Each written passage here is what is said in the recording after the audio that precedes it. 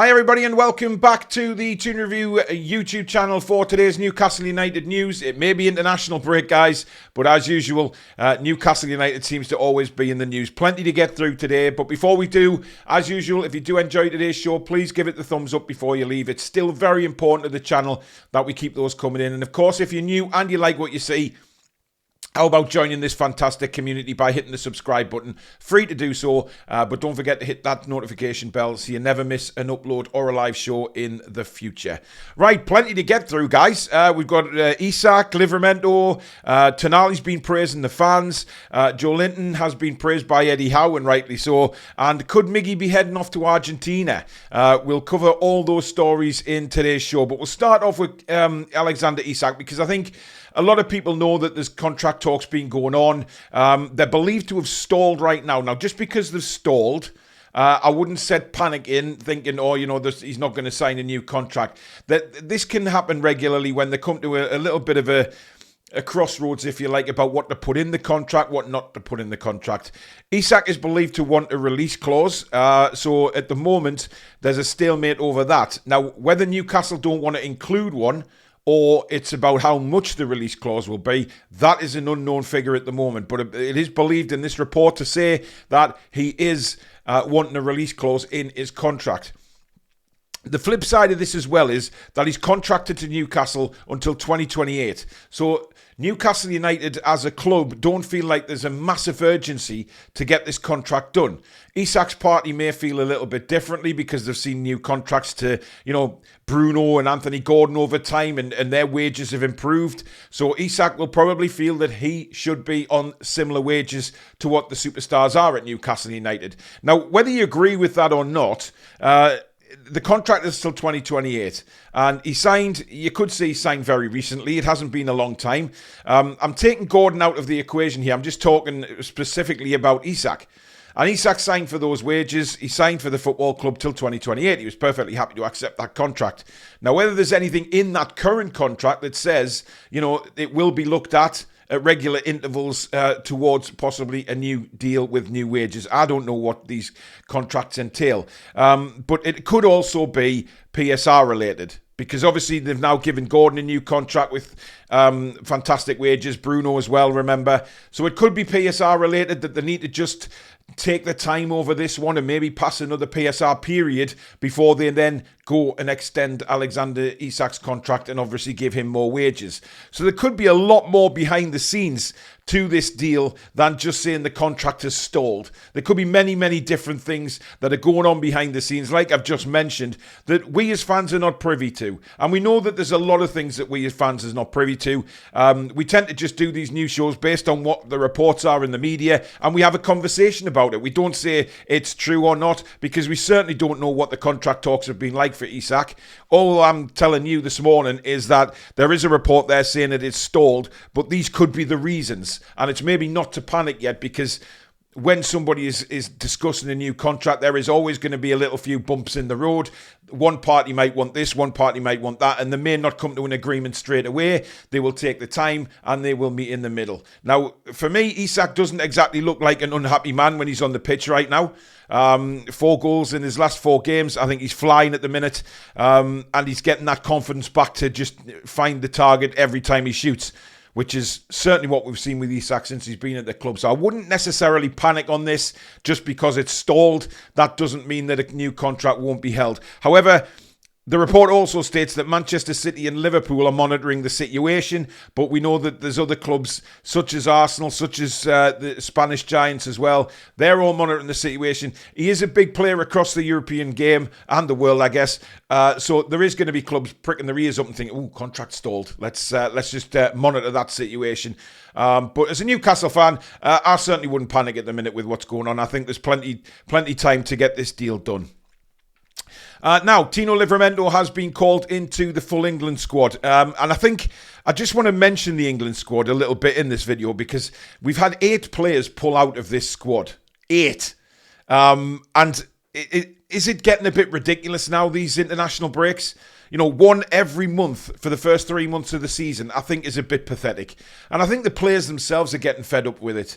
You know, maybe he's not the players that are playing around Europe, but you've got so many players who are, you know, cast across the world for the next couple of weeks, and then they come back late and they're thrown into the vigours of the Premier League straight away within a couple of days of arriving back.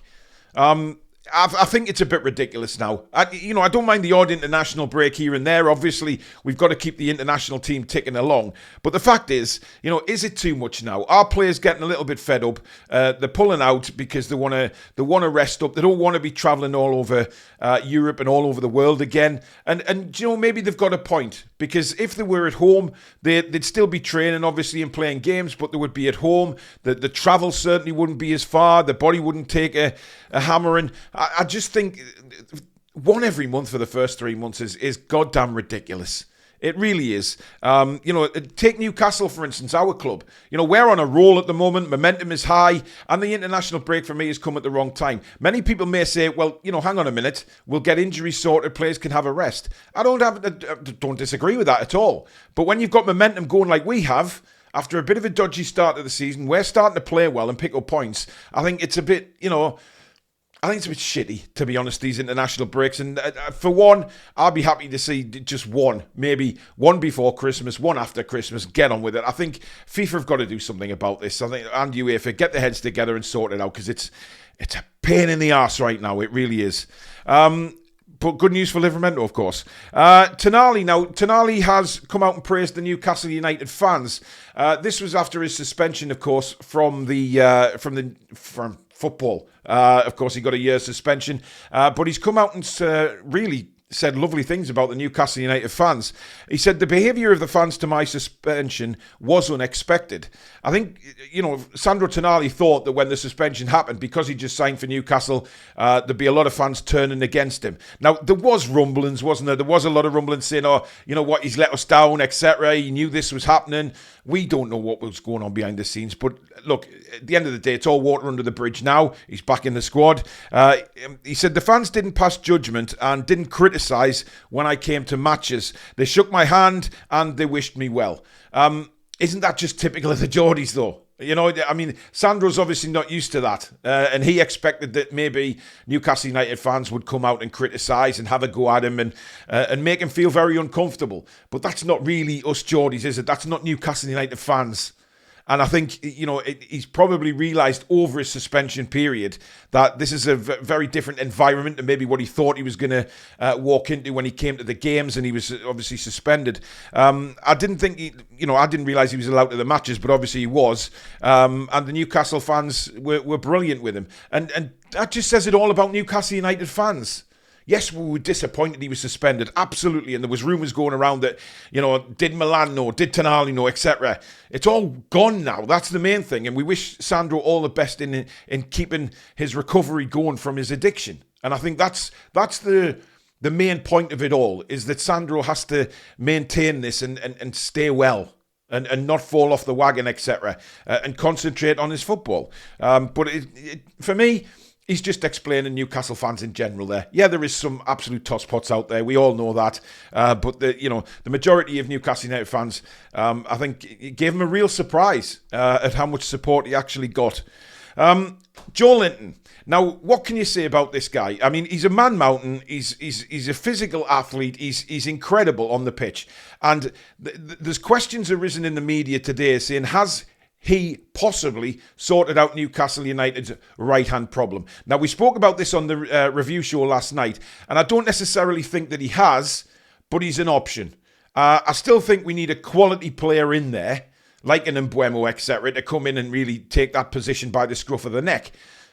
But now we have options behind that. So if Mbeumo got injured, you know, we're all saying, oh, would you have to turn to Murphy or Miggy again? He can turn to Joelinton or Anthony Gordon. And then we've got options on the left-hand side now. So I still think we need a right winger. Absolutely, 100%. I think there's three positions we need to rectify in this winter transfer window. Is the right wing, striker, and another centre-back. Those are the three that I would sort of highlight if I was working for Newcastle United. That may well not be the case with the club themselves, but certainly with myself and possibly other fans. I think those are the three positions that we'd like to be covered come the winter transfer window. But Joelinton, he's called him gold dust, and rightly so, because this guy, you know, for the first 2 years, we thought, what the hell is this player? He was a laughingstock. But now, as I've said many times on this channel, I hammered him for the first 2 years. But he's now my favourite footballer for Newcastle. I love watching Joelinton. And yes, he's had a bit of a difficult start to the season. But, you know, there's plenty of players can say that. But he's got his form back. He's banging it. And he's never put his head down and sulked, has he? He's just got on with it. And that's the nature and the stature of the guy. And, you know, when Eddie Howe calls him gold dust, I mean, it is. He's just pure gold. You know, has he solved the problem on the right? I don't necessarily think so. I think we need an out-and-out right winger there. But then we've got options if something would happen to that said right winger, which is excellent. And finally, there is a few reports kicking around this morning that there's concrete interest from River Plate for Miggy Almirón. Now, of course, River Plate are Argentinian. This may be a really good move for Miggy. River Plate are a very well-known side in Argentina. Fantastic support. And listen, he'll go back to South America. And I think that's, you know, would Miggy sway of going to South America more than going to Saudi League? I think he would. I think River Plate would be a fantastic option for him. There's a fee being banded around of around 20 million quid. Now, if we can get 20 million quid for Miggy, I'd snap the hands off, to be honest. Listen, we've seen this season that Miggy is not in Eddie Howe's plans. And Eddie may sit in press conference and still praise him, saying, oh, you know, he's this, he's that. But he's not in the plans. He's clearly not. You know, he's very rarely used as a substitute. And when he is, it's very late in the game. He only starts maybe the odd cup game here and there. He's not in Eddie's major plans for the team now. You know, there is better players ahead of him. And even on the right, he's putting Gordon there now. He's putting Joelinton there now rather than Miggy. I just think his time has come. And listen, I've been very critical of Miggy Almirón, but I would wish him well. Especially, you know, River Plate's a fantastic move for him. So there is believed to be concrete interest from River Plate. So let me know what you think of that. And of course, all the other stories that I've gone through, let me know in the comments what you do think. I can't reply to them all, guys, but I do read them all. It's very interesting going through the comments on a video, seeing what your thoughts are. So please comment below on all the stories today. But that's it for the news show. If you have enjoyed it, please do give it the thumbs up. Very, very important to the channel. We keep those coming in as it helps us in the search results when people are looking for Newcastle United channels. If we've got plenty of likes on here, that tells YouTube something good is happening on this channel and bumps us up the search. And of course, if you're new and you like what you see, we're on the way to 34,000 subscribers now. We are growing and growing and growing thanks to you guys. So please do subscribe if you are new. And don't forget to hit the notification bell so you never miss an upload like this or a live show in the future. If you're watching this on Tuesday afternoon, guys, please tune in at 8 o'clock tonight for the War Lasses show with Lady Sam and Aaron. They really need your support. It is a growing... it's a growing show. People are starting to really tune in and enjoy it now, and the knowledge that Aaron has and the knowledge that Lady Sam has as well. They're fantastic double act, so please tune into the War Lasses show tonight. And of course, finally, a big shout out to our sponsor, Mamaroo Records. If you are kicking around Whitley Bay area, please go and check it. Go and see Steve, mention you're a Toon Review subscriber, and I'm sure he'll be able to do you a good deal. Lots of music, vinyl, etc., t-shirts. He has got an online presence as well, which is pinned at the top of the description. So go and have a look at Mamaroo Records, and thank you to Steve for sponsoring the Toon Review YouTube channel. But that's it for the news. Have a great day, folks, and we will see you very soon. Take care.